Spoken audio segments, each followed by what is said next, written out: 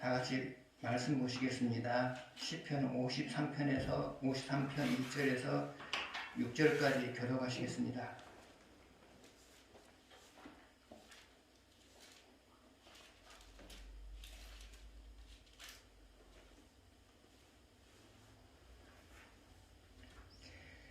어리석은 자는 그의 마음에 이르기를 하나님이 없다 하도다. 그들은 부패하며 가증한 악을 행하며 선을 행하는 자가 없도다. 하나님이 하늘에서 인생을 보고 살피사 지각이 있는 자와 하나님을 찾는 자가 있는가 보려 하신즉 각기 모여가 함께 더러운 자가 되고 선을 행하는 자 없으니 한 사람도 없도다. 죄악을 행하는 자들은 무지하냐 그들이 땅 곳곳이 시대의 백성을 먹으면서 하나님을 부르지 아니하는도다. 그들이 두려움이 없는 곳에서 크게 두려워하였으니 너를 대항하여 짐친 그들의 뼈를 하나님이 흩으심이라. 하나님이 그들을 버리셨으므로 내가 그들에게 수치를 당하게 하였도다. 시온에서 이스라엘을 구원하여 줄 자 누구인가? 하나님이 자기 백성의 포로되는 것을 돌이키실 때에 야곱이 즐거워하며 이스라엘이 기뻐하리로다. 아멘. 잠깐 기도하겠습니다. 성령께서 이 시간도 저와 같이 말씀하여 주셔서 각자가 필요한 대로 깨닫게 하여 주시되 각자를 세워가시게 하여 같이 말씀하여 주시기를 원합니다. 예수님의 이름으로 기도드렸습니다. 아멘. 한 사람이 길거리에서 풍선을 팔고 있었습니다. 그런데 풍선이 잘 팔리지 않을 때는 풍선을 하늘 높이 올려보냈습니다. 하늘 높이 날려보냈습니다.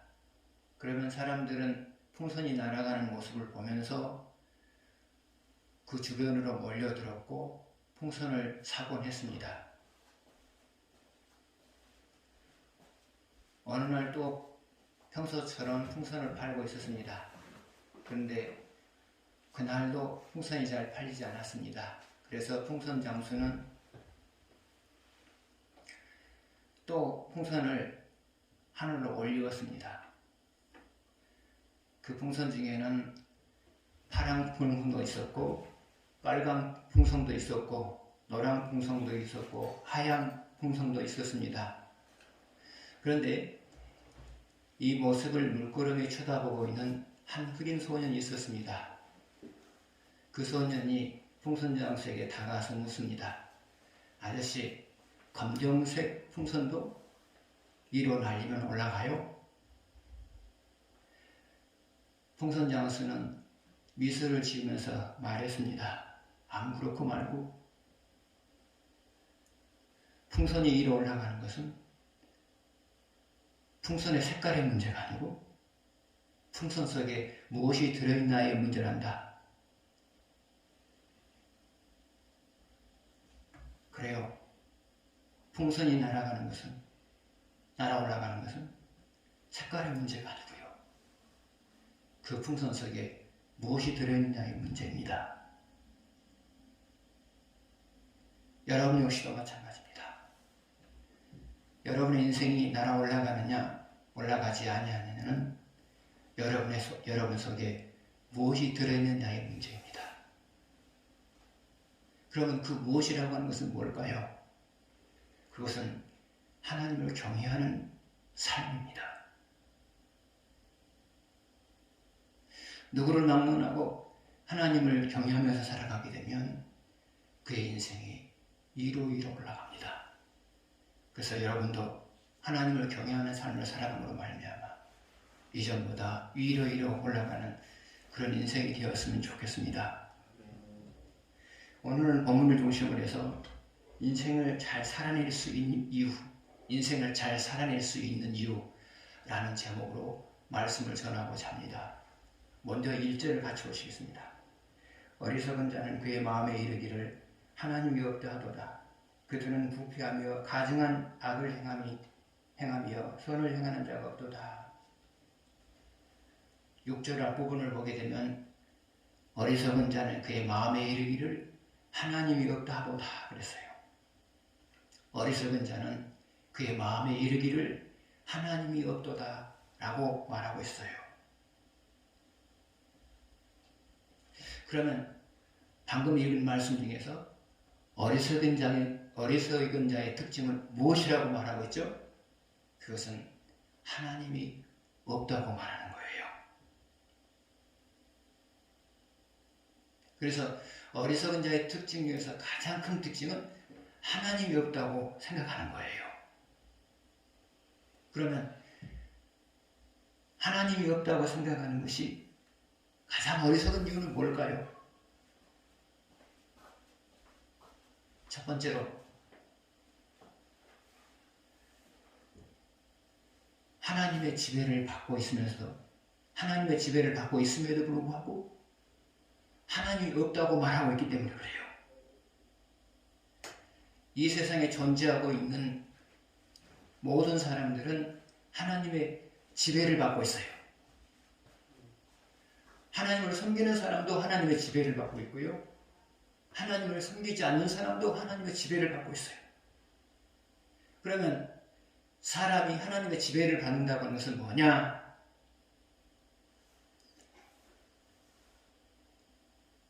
하나님이 하신 말씀에 의해서 그의 삶이 좌우된다는 거예요.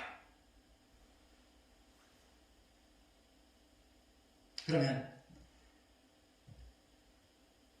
사람이 하나님의 말씀에 지배를 받고 있다는 구체적인 모습은 뭐냐?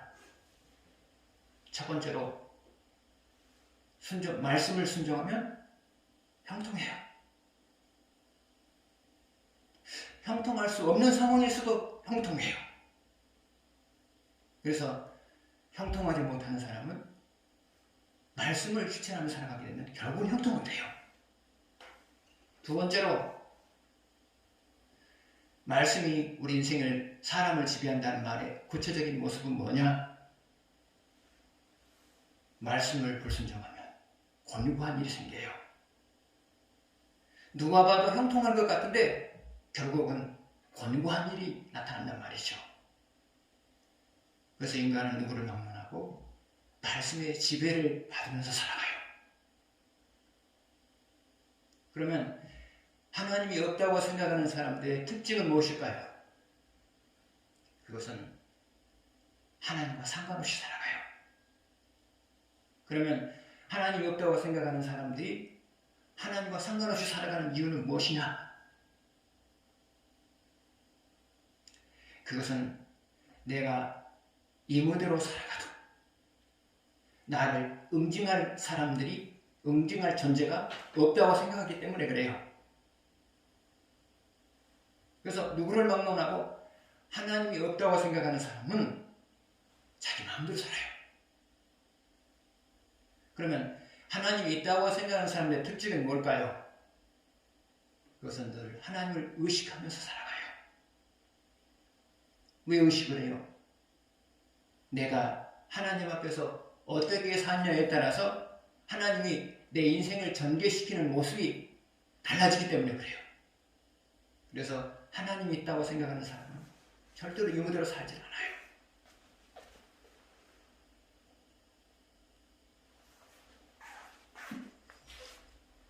여러분 모두는 하나님이 있다고 믿고 있어요. 그러나 문제는 뭐냐면 하나님이 계시다는 사실을 믿으면서도 때로는 하나님이 없는 자처럼 살아갈 때가 있단 말이죠. 그러면 그 모습은 뭐냐? 첫 번째로 선택 상황에서 하나님의 생각대로 살아가지 아니하고 내 생각대로 살아가는 모습이에요. 하나님이 계시다는 사실을 믿는 사람은 선택 상황에서 하나님의 생각대로 살려고 해요. 왜 그러느냐? 하나님의 생각대로 살게 되면 형통한다는 사실을 알기 때문에 그렇단 말이죠. 그러나 잠시 동안이라도 하나님이 계신다는 사실을 잊어버리는 사람은 내 생각대로 살아요. 그래서 하나님이 계시다는 생각을 하며 살아가는 사람은 하나님의 생각대로 사는 거고요. 그것을 망각한 사람은 내 생각대로 살아가는 거예요. 두 번째로 하나님이 살아계시다는 사실을 믿으면서도 하나님이 없는 것처럼 살아가는 때가 언제 있냐, 살아가는 모습이 무엇이냐, 그것은 결정을 할 때 하나님께 묻지 않고 결정하는 모습이에요.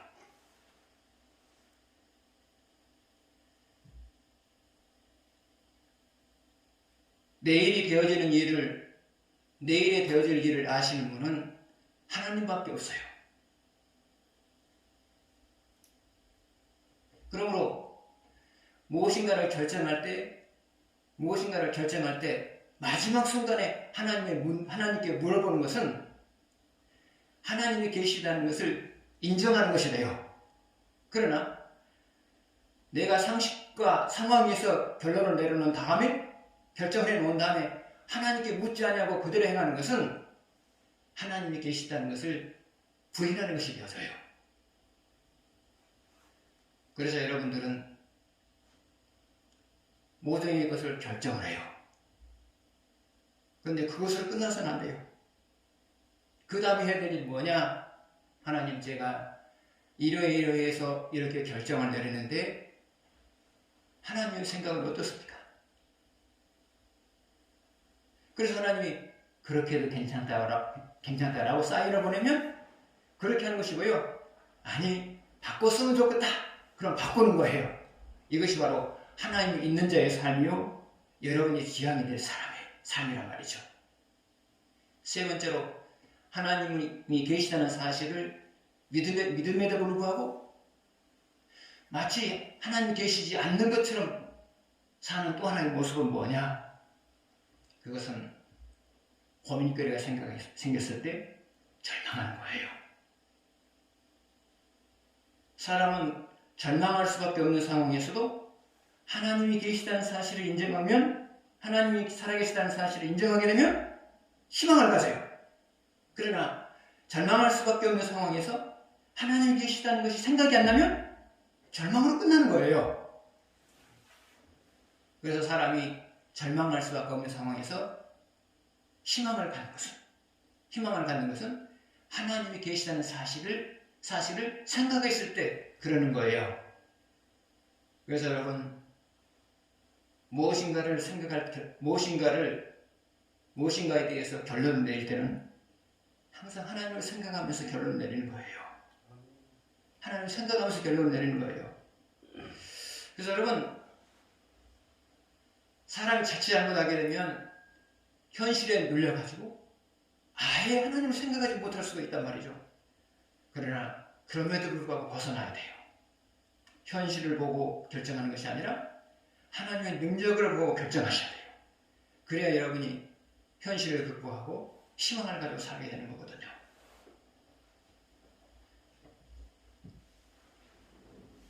사람들이 하나님이 없다고 해도 하나님이 계신 거고요. 사람들이 하나님이 내 삶을 지배한다고 생각해도 지배하는 거고요. 지배하지 않는다고 해도 하나님은 우리 삶을 지배하고 있어요. 그래서 여러분, 항상 하나님이 계시다는 것을 인정하시면서 그렇게 살아가시기 바랍니다. 네. 5절을 보시겠습니다.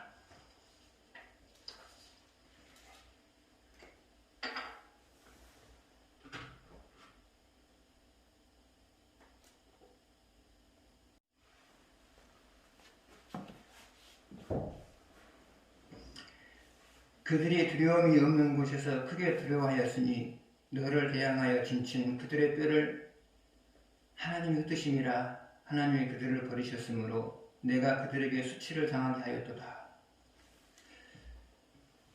5절 앞부분을 보게 되면 그들이 두려움이 없는 곳에서 크게 두려워하였으니 너를 대항하여 진친 자들의 뼈를 하나님이 흩으심이라.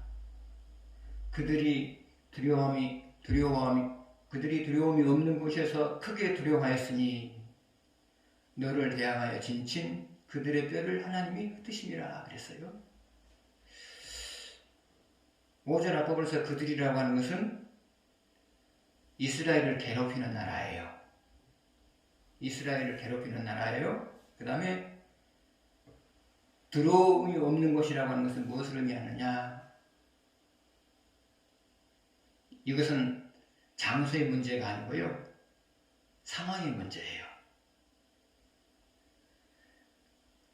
그러면 두려움이 없는 것이라는 말의 의미는 무엇이냐? 이스라엘을 괴롭히는 나라들이 이스라엘보다 강하기 때문에 이스라엘에 대해서 두려움을 느끼지 않는다 그 말이에요.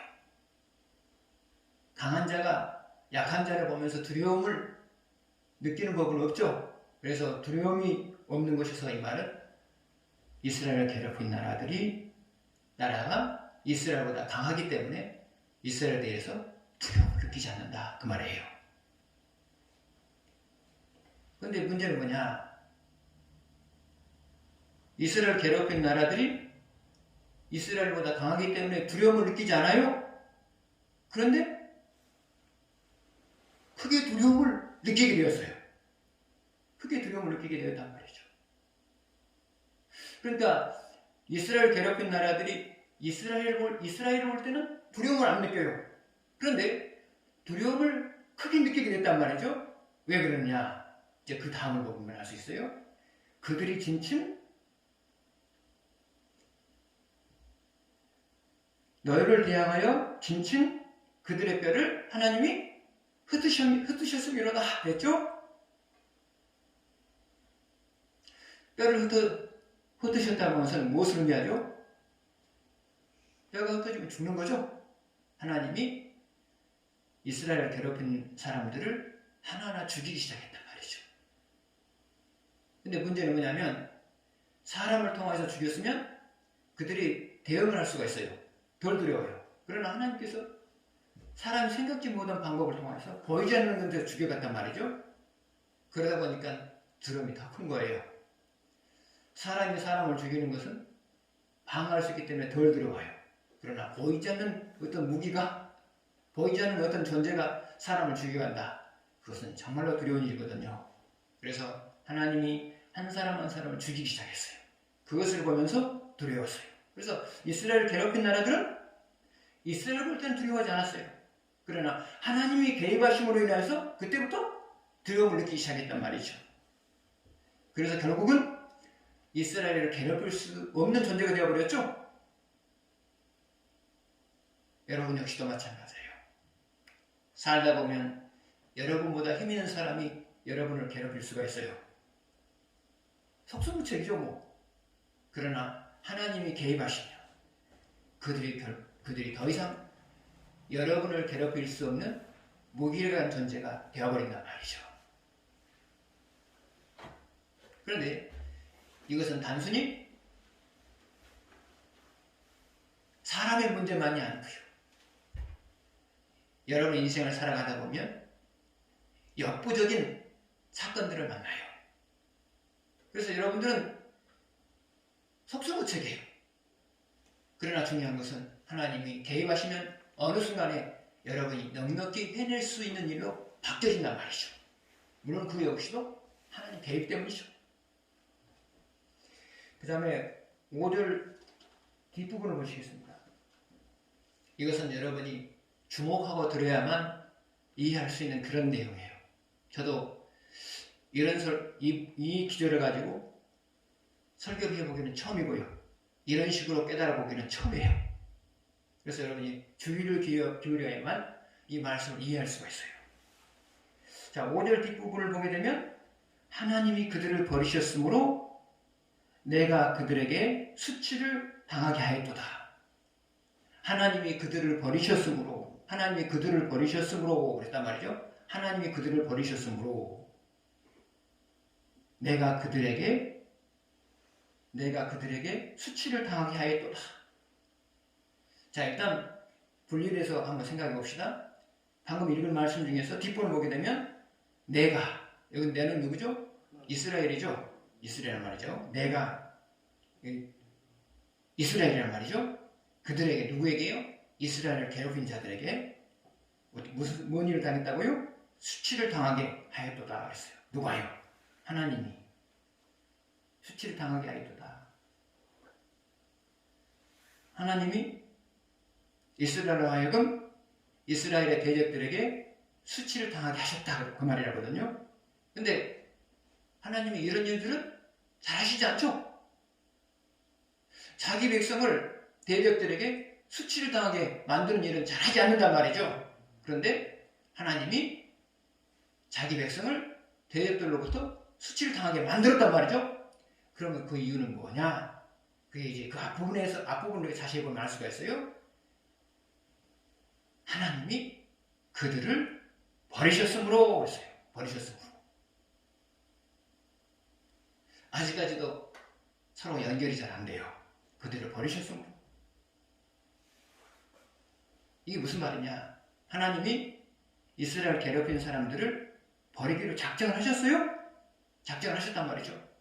그런데 항상 하나님에게 원칙이 있어요. 어떤 징계를 할 때는 상대방이 거기에 준하는 죄를 지어만 가능해요. 하나님이 사람을 징계할 때는 반드시 근거가 있단 말이죠. 그래서 하나님이 이 사람을 이렇게 징계되겠다고 작정한 다음에 그 사람이 그 징계를 받을 만큼 차도록 하나님이 기다리신단 말이죠. 그래서 하나님이 이스라엘 괴롭힌 자들로 하여금 이스라엘을 또 한 번 괴롭히게 만드는 것은 무슨 이유냐? 아직 죄가 덜 찼으니까 징계하기에 적합하도록 죄가 덜 찼으니까 그 죄를 채우기 위해서 이런 일을 허용하셨단 말이죠. 그래서 이제 제가 그 징계의 징계를 할 만큼 제가 찼을 때 그때 이제 하나님께서 구체적으로 손을 대신 거예요. 여러분도 살다 보면 어떤 사람에게 계속해서 괴롭힘을 당할 수 있어요. 그런데 하나님께서 괴롭힘을 당하도록 허용하신 이유가 뭐냐? 이미 하나님께서는 그 사람을 더 이상 여러분을 괴롭히지 못할 사람으로 만들기로 작정해놓고 그 죄가 차기까지 하나님께서 기다리고 있는 거예요. 그래서 그 죄가 차면 그때 하나님께서는 생각한 만큼 징계를 하시는 거예요. 그래서 여러분 살다 보면 사람들에게 괴롭힘을 당할 수 있단 말이죠. 그러나 참다 보면 어느 순간에 그 사람이 나를 더 이상 괴롭힐 수 없는 사람으로 바뀌는 것을 여러분이 경험하게 될 거예요. 그 다음 6절을 보시겠습니다.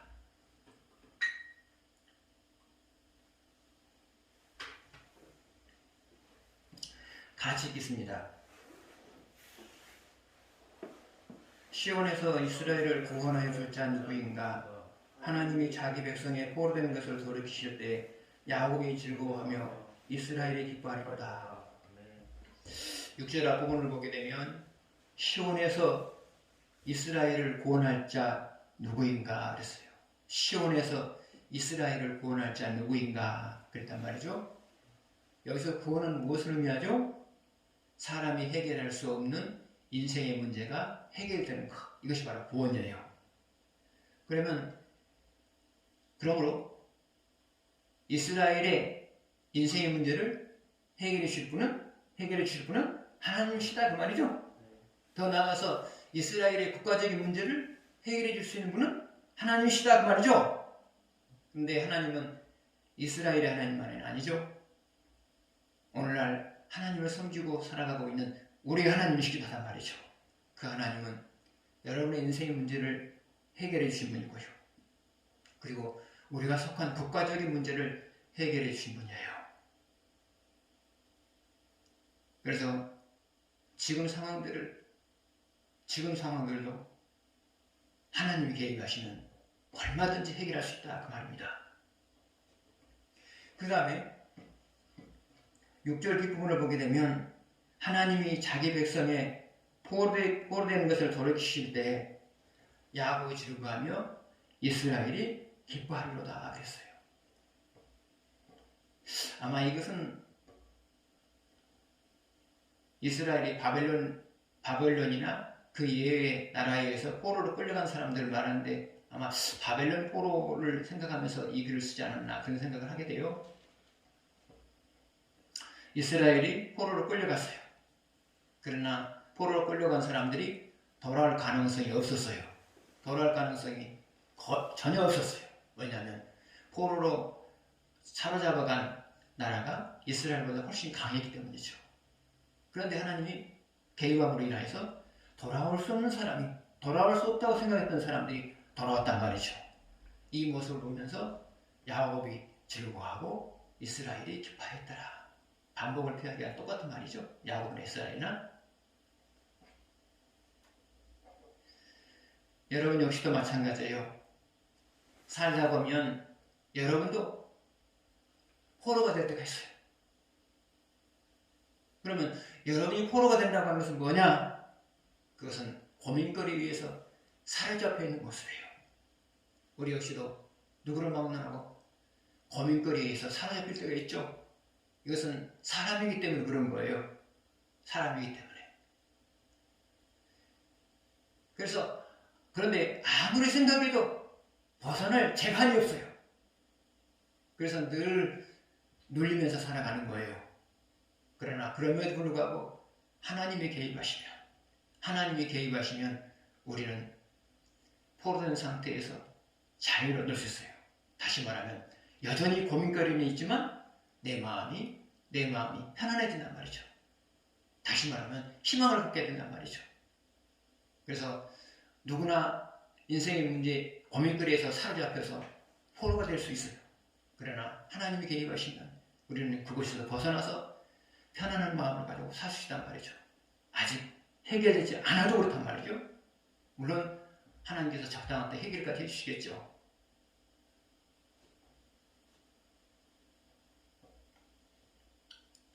신앙인이 인생을 잘 살아낼 수 있는 이유가 뭐냐? 그것은 하나님이 우리를 돕기 때문입니다. 우리의 부족한 부분을 담당해 주시기 때문입니다. 기도하겠습니다.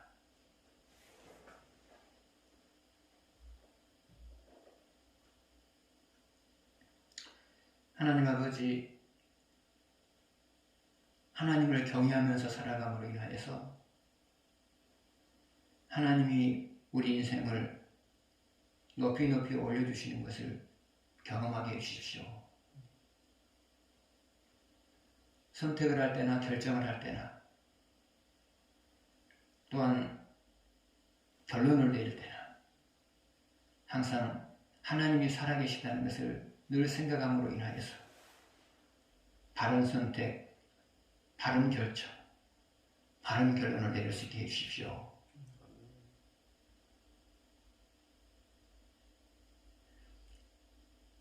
우리가 고민거리로 인하여서 포로가 되었을 때 하나님께 나아감으로 인하여서 하나님이 자유를 주시는 것을 늘 경험하게 해주십시오. 예수님의 이름으로 기도드렸습니다. 아멘.